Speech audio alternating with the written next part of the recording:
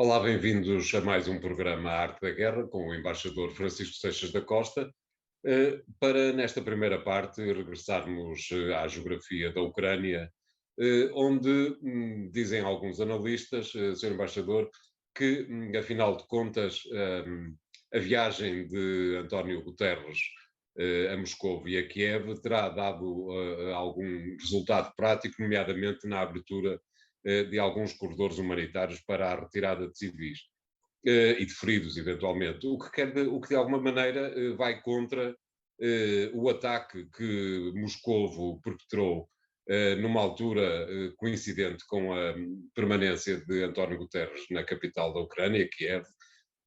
Como é que vê toda esta situação que decorreu nos últimos dias, sendo certo que ninguém parece conseguir perceber muito bem o que é que se passa com os civis que estão a ser, que vão ser, que eventualmente virão a ser retirados dos cenários de guerra mais intensos? A visita de António Guterres, como nós sabemos, foi criticada por algumas pessoas que acharam que foi demasiado tardia e, em particular, sob o espectro de que as Nações Unidas, em geral, acabavam por ser uma entidade irrelevante no quadro de uma guerra desta dimensão. António Guterres procurou justificar a sua visita, e há um ponto importante que eu gosto de sublinhar sempre nesta visita de Guterres, é não tanto a visita a Moscovo e a Kiev, mas a circunstância de Guterres ter passado, inicialmente, na véspera, por Ankara. Isto porquê? Porque muito provavelmente o secretário-geral da ONU, entidade em relação à qual quer a Rússia, quer a Ucrânia, da qual nunca se aproximaram para efeitos de qualquer tipo de modelo de mediação, e aliás não está na tradição das Nações Unidas serem elas a mediar conflitos de natureza internacional, convém dizer isto, e lembrar às pessoas, enfim, menos atentas, mas Guterres sabia que quer a Turquia, e também se dizia que Israel, e também se falava da China, estaria envolvida num qualquer processo de mediação. E Guterres terá querido falar com Erdogan antes disso.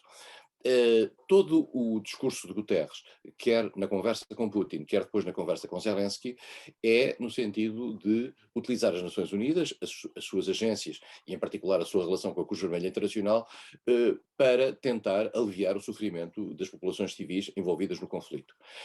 E em particular, Guterres falou de um caso muito especial e que estava a ser objeto de uma grande atenção internacional, que era o caso das pessoas que estão no complexo metalúrgico da Azovstal em Mariupol. Essas pessoas são um misto de entidades, isto é, são populações civis, são populações de paramilitares, cujo estatuto militar-civil é um pouco equívoco, e são militares ucranianos. Alguns deles uma espécie de brigada internacional de pessoas que se voluntariaram para ir defender, colocar soldados ucranianos na guerra contra a Rússia. E, portanto, ao que parece, uma das dificuldades mais evidentes nas últimas horas em relação a isto parece ser a espécie de triagem sobre quem é que são as populações civis, excluídas naturalmente as mulheres e as crianças que estejam envolvidas nisso, mas em relação aos combatentes propriamente dito, a Rússia não reserva-se o direito de querer separar esses combatentes e mantê-los prisioneiros políticos até para eventuais trocas nesse aspecto. Claro. Notou-se que as Nações Unidas têm uma capacidade muito rápida para montar uma operação em poucos dias. Guterres tinha dito que tinha 1.400 homens na Ucrânia. As Nações Unidas têm meios poderosos nessa matéria, em matéria humanitária. Em matéria política, digamos, de resolução de conflito político, nós sabemos que as coisas estão paradas. Já reparámos que aquilo que foram as chamadas pistas, como se dizia antigamente nos conflitos do Médio Oriente, a pista da Bielorrússia ficou fechada, a pista da Turquia ficou fechada, ligações com Israel ou com a China também não têm avançado. E, portanto, neste momento não há negociações. A questão é esta. E a sensação que existe é que ambos os lados estão a pensar que o tempo está a correr em seu favor, com uma única conclusão que sempre se tira em questões de guerra, sempre sem exceção, é que um dos lados está errado. Há um dos lados que Exato. vai estar errado, mas isso só se pode ver a prazo. Portanto, o que é que acontece? Os ucranianos, depois de terem assistido àquilo que foi a retirada das tropas russas, quer de Kiev, da zona de Kiev, quer da zona de Kharkiv, estamos a falar do norte do país, fronteira primeiro com a Bielorrússia, quase, e fronteira com a própria Rússia, os ucranianos estão a ver que as tropas russas estão-se a concentrar na zona do Donbass, que é a zona leste da Ucrânia, onde estão as duas repúblicas separatistas de Donetsk e Lugansk, e onde estavam concentradas também. Era a espécie da linha da frente da guerra que dura desde 2014 até agora. Ao que parece, os russos disseram-no abertamente, queriam cercar as tropas ucranianas que ali estavam e ao mesmo tempo começaram a fazer movimentações pelo sul, em princípio cortando o acesso da Ucrânia ao Mar de Azov, coisa que fizeram com alguma facilidade, e depois de Mariupol garantindo, através da tomada de Mariupol, tomada violenta, destruição da cidade, criação desta bolsa, que é o caso do Azovstal. Não se percebe se a Rússia quer continuar na sua progressão até Odessa e depois quebrar, fazer a linha de cruzamento para a Moldova e aí ligar eventualmente às tropas pequenas, poucas tropas russas que estão na Transnistria, ou se pretende pura e simplesmente bombardear no sentido de destruir algumas infraestruturas. Não é muito claro o que é a postura russa. Uma coisa parece clara, é que no dia 9 de maio, dia tradicional em que a Rússia comemora a vitória da grande revolução, da grande guerra patriótica, que é a vitória sobre os nazis na Segunda Guerra Mundial, a Rússia não vai ter condições para explorar nenhuma vitória. Já há uma declaração do Kremlin no sentido de dizer não estamos presos a nenhuma data, o que significa naturalmente que as coisas não estarão a correr tão bem quanto eventualmente se podia presumir. A sensação que dá, mas nós não somos observadores exteriores, a sensação que dá é que as coisas não correram para a Rússia nesta guerra, nestes 70 e tal dias de guerra, como a Rússia previa. Nem a Ucrânia caiu, a Ucrânia estava muito melhor preparada do que parecia. Por outro lado, a Ucrânia está a ter neste momento forte apoio de natureza militar e infraestrutural ocidental, que lhe permite equilibrar de certa maneira a guerra, em particular nas zonas onde não há uma presença objetiva de tropas russas, onde os russos só podem atuar através de mísseis.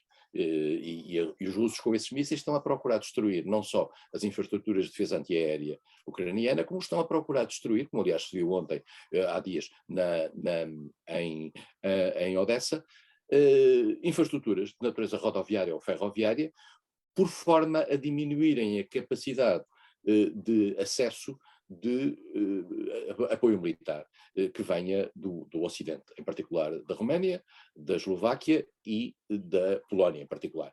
E esse é, digamos, o grande problema para o futuro para a Rússia no quadro desta guerra, em que a Ucrânia está mais otimista, mais confiante e, por isso mesmo, menos propensa a qualquer negociação.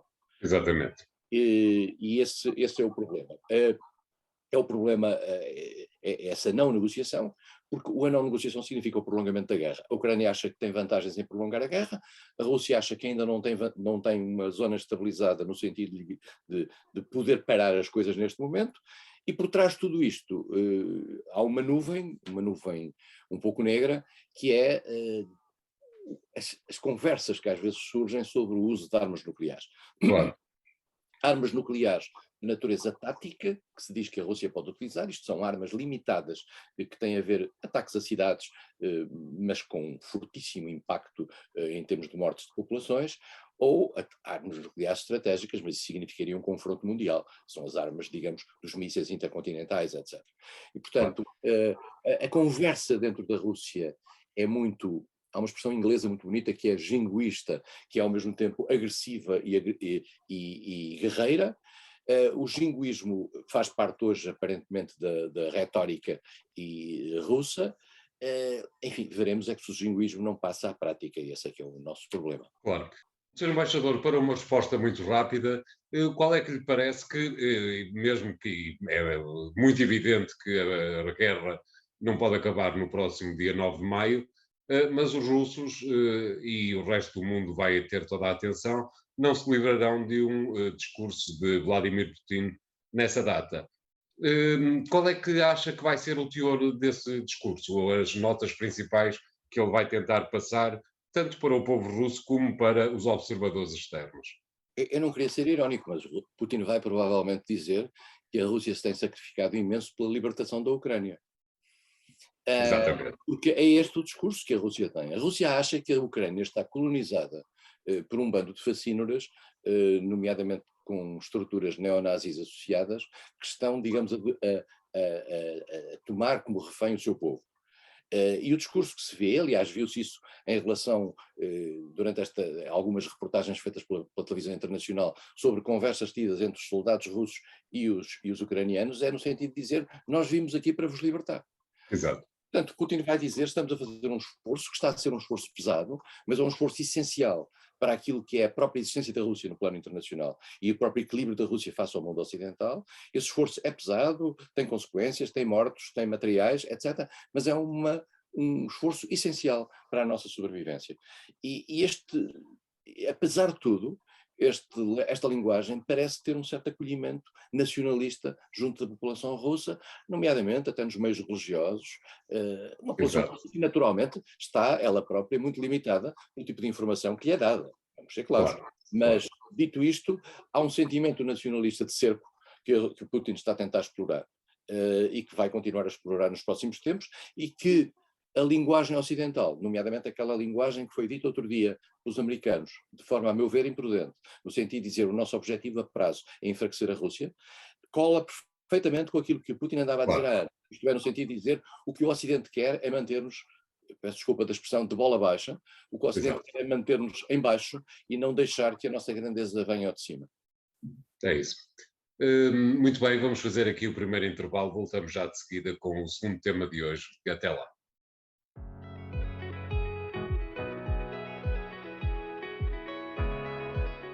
Bem-vindos à segunda parte da Arte da Guerra, desta vez para regressarmos à França, onde nos temos parqueado algumas vezes nas últimas semanas, para pedir ao embaixador Seixas da Costa que faça uma apreciação sobre qual lhe parece que é o atual estado das coisas relativamente às eleições de junho. Aparentemente, a esquerda parece finalmente conseguir apresentar ou vir a apresentar uma lista de coligação que, somadas todas as partes que eventualmente venham a estar envolvidas, somariam mais do que aquilo que levou Marine Le Pen à segunda volta das presidenciais.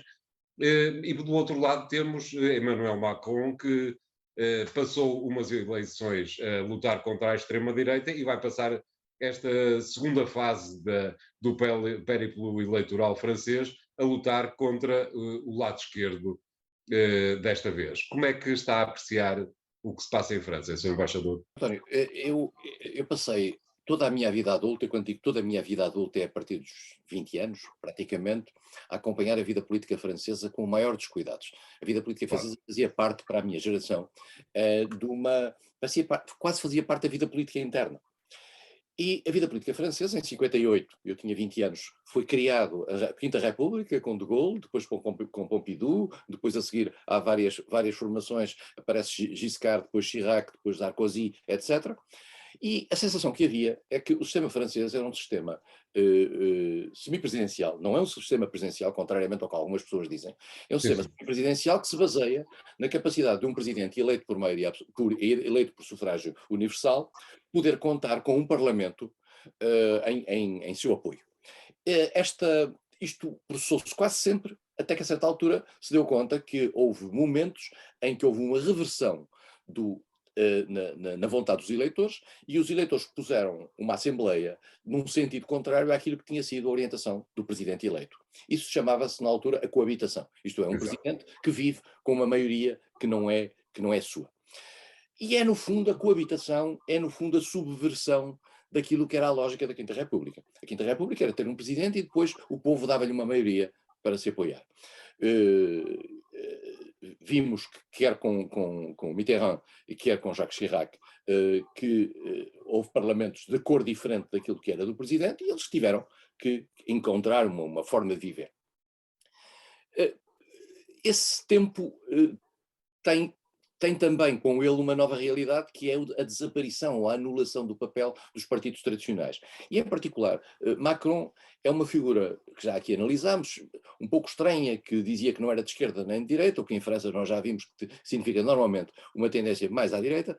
Dito isto, apesar de tudo, conseguiu captar para si, no passado, na eleição de 2017 e também nesta eleição de 2022, votos, eu diria, de uma esquerda menos radical, que não se revia em Jean-Luc Mélenchon, presidente da France Insoumise, que é, digamos, o polo aglutinador da esquerda.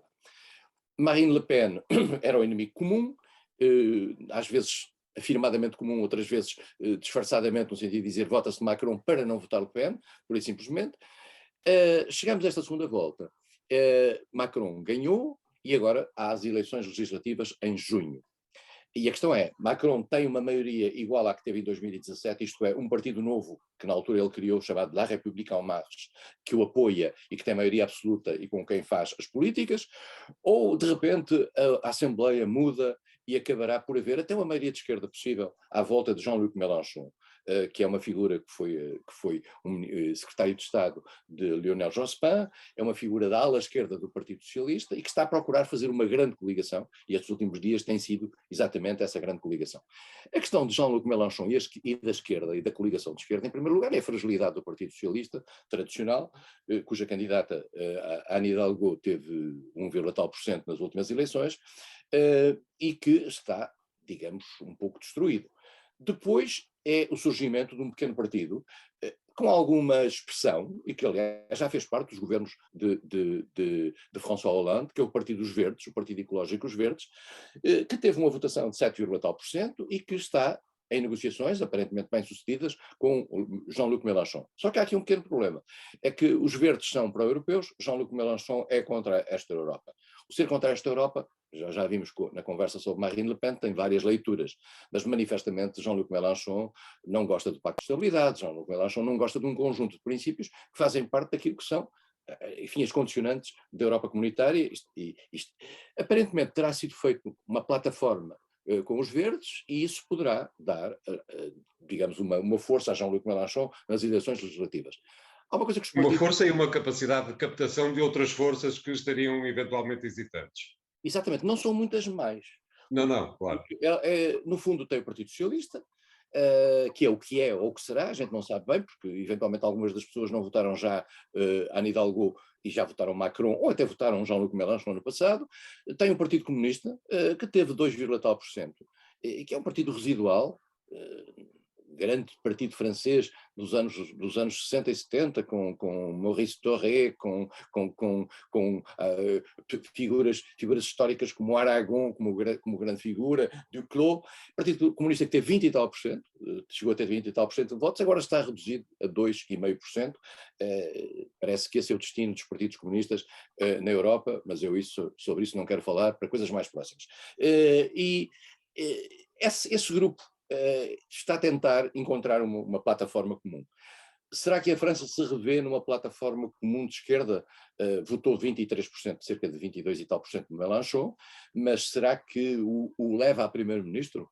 Depois nós não sabemos como é que o sistema francês, que é um sistema maioritário, vai funcionar, e se vai conseguir eleger, porque é preciso ter na primeira volta mais de 50%, quem não teve 50% vão todos à segunda volta, desde que tenham 12,5% dos votos expressos. É muito complicado, o sistema é um sistema muito complicado e está normalmente feito para proteger os partidos do centro político. Mélenchon não é muito afortunado nisto, mas pode garantir uma presença na Assembleia, aliás já tinha uma presença interessante, e pode garantir uma presença forte na Assembleia. De maneira a chegar a primeiro-ministro é capaz de não conseguir. E portanto, tendo por um lado a extrema-direita de Marine Le Pen, que não se está a entender com Éric Zemmour, do partido La Reconquête. Exato. Tendo por um lado a esquerda tentando encontrar um ponto comum, talvez pelo meio Macron consiga uma vez mais sobreviver por 5 anos e conseguir que a sua La République En Marche acabe por ter uma maioria, enfim, trabalhável.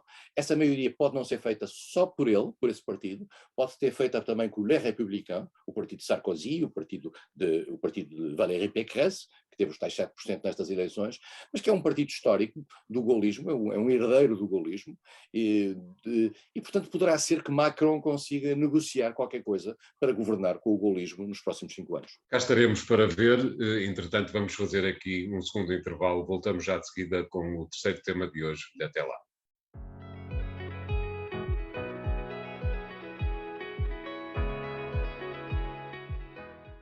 Bem-vindos à terceira parte de A Arte da Guerra, para irmos visitar a Irlanda do Norte e um pouco também o Reino Unido, onde esta semana haverá eleições regionais principalmente na Irlanda do Norte, onde todo o Parlamento vai a votos. As últimas notícias sobre o Brexit dão a entender, tal como a pandemia, que os problemas do Brexit desapareceram, tal como a pandemia também desapareceu, isto é, deixaram de fazer parte dos alinhamentos dos telejornais e, portanto, nós tendemos a esquecer-nos de que eles existem, apesar de existirem. Estas eleições para a Irlanda do Norte vão, como me parece mais ou menos evidente, mas o embaixador Seixas da Costa dir-me-á se concorda ou não, farão aparecer novamente os problemas do Brexit e principalmente o problema do protocolo da Irlanda. Os problemas que o Brexit trouxe à Irlanda e ao Reino Unido estiveram sempre presentes, umas vezes disfarçados, outras vezes não. Eu pedia para colocarem um mapa sobre a relação entre o Reino Unido e a Irlanda. Nós vemos neste mapa à direita uma ilha, que é a maior ilha, que é a Grã-Bretanha. Nós normalmente chamamos Grã-Bretanha, Reino Unido, mas a ilha é a Grã-Bretanha, que tem no norte a Escócia, à esquerda o país de Gales e na parte sul a Inglaterra. E depois temos uma ilha ao lado, mais pequena, que tem na parte sul um país independente, que é a República da Irlanda, e na parte norte a Irlanda do Norte. A Irlanda do Norte, com a Escócia, com o país de Gales e com a Inglaterra, constitui o Reino Unido. E durante muitos anos, durante cerca de 30 anos, nós tivemos na Irlanda do Norte uma luta feroz de natureza militar, entre o Reino Unido, que pretendia manter a ligação da Irlanda do Norte à Grã-Bretanha, e, por outro lado, aqueles que dentro da Irlanda do Norte defendiam a ligação à República da Irlanda e a fusão, a criação de uma única Irlanda. Essa luta, que dentro da Irlanda do Norte tinha ações militares, quer dos chamados nacionalistas, isto é, tipificados pelo IRA, pelo Exército Republicano Irlandês, quer por parte dos unionistas, que eram aqueles que tinham como intenção manter essa ligação ao Reino Unido. Essa luta durou 30 anos, o tempo que por lá se chama The Troubles, as confusões, e em 1998 houve um acordo político altamente corajoso, o Good Friday Agreement, o Acordo de Sexta-feira Santa, que permitiu um concerto de natureza política, no fundo o adiamento do problema, com uma garantia a que a fronteira entre a República da Irlanda e a Irlanda do Norte mantinha-se aberta, e ao mesmo tempo havia um acordo de devolução de poderes ao Parlamento, ao Stormont, que é o Parlamento da Irlanda do Norte, em que ficavam representados quer os unionistas, isto é, aqueles que queriam a ligação ao Reino Unido, quer os nacionalistas, aqueles que queriam a ligação à República da Irlanda. E este acordo tem-se vindo a manter nos últimos anos com grande dificuldade, mas de repente isto cruza-se com o Brexit, como o António disse. Porquê? Porque a Irlanda faz parte da União Europeia, a República da Irlanda faz parte da União Europeia, isto é, a parte do sul da ilha da esquerda, e o Reino Unido saía. E como saía, tinha que sair também com a Irlanda do Norte. Mas então, como é que era possível manter a fronteira aberta entre a Irlanda do Norte e a Irlanda, quando havia uma fronteira entre o Reino Unido e o resto da União Europeia? Encontrou-se uma maneira que foi manter a Irlanda do Norte no chamado mercado interno da União Europeia, nas questões aduaneiras, e, portanto, sem fronteira, e criar-se uma fronteira de natureza artificial, meramente técnica, que passava pelo Mar da Irlanda, isto é, entre a Irlanda do Norte, e, por outro lado, a Grã-Bretanha, e essa fronteira havia um controle marítimo, que se fazia naturalmente nos portos à entrada ou à saída. Os unionistas, isto é, que querem manter a ligação ao Reino Unido, são contra essa fronteira. O IRA, o Sinn Féin, que é o partido mais nacionalista, é favorável ao acordo que foi feito. Boris Johnson, de início, disse que sim, e depois disse que não, e agora quer rever com a União Europeia todo o acordo. Isso não é possível, a União Europeia não tem consenso nessa matéria. O que é que se vai passar daqui a dias? Vamos ter eleições de novo dentro da Irlanda do Norte. E dentro dessas eleições, o partido que aparece apontado como sendo provavelmente o vencedor é o Sinn Féin.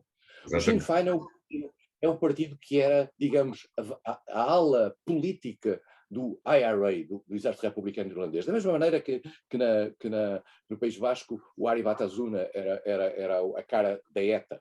Ora bem, este acordo, o Sinn Féin mudou muito com os tempos. O Sinn Féin deixou a luta armada, aceitou o acordo de Sexta-feira Santa, de 98, digamos, civilizou-se. Muitas das figuras do Sinn Féin desapareceram, uma delas morreu há poucos anos e era uma das figuras que estava ligada ao IRA, que era Martin McGuinness, e entrou para o governo da Irlanda do Norte. Normalmente o governo da Irlanda do Norte, normalmente não, até hoje o governo da Irlanda do Norte foi sempre presidido pelos nacionalistas porque tinham maioria. Preciso percebermos que os nacionalistas são normalmente protestantes e os unionistas são normalmente protestantes e os nacionalistas católicos.